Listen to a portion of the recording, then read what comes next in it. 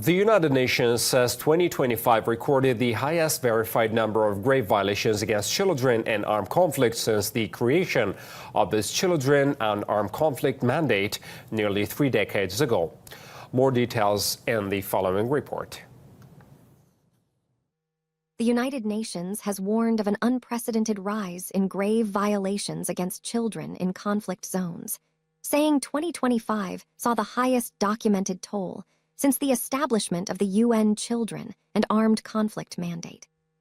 During a Security Council open debate, Vanessa Frazier, the UN Special Representative of the Secretary-General for Children and Armed Conflict, presented findings from the Secretary-General's annual report.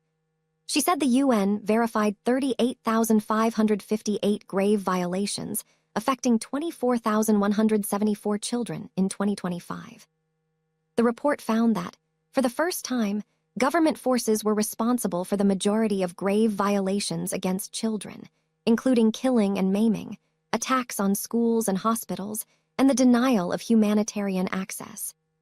Killing and maiming remained the most common violations, affecting 14,224 children, including 6,266 killed and 7,958 injured.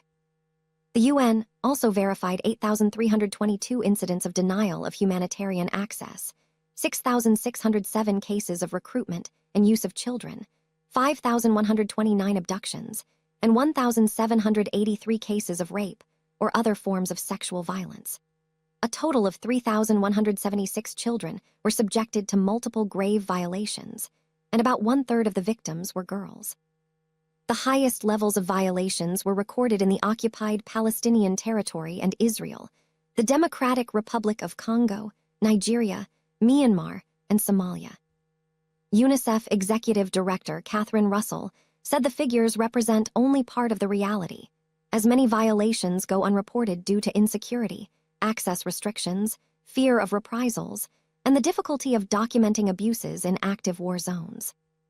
The UN called on all parties to conflicts to stop violations against children, protect schools and hospitals, allow safe humanitarian access, ensure accountability, and support reintegration programs for affected children.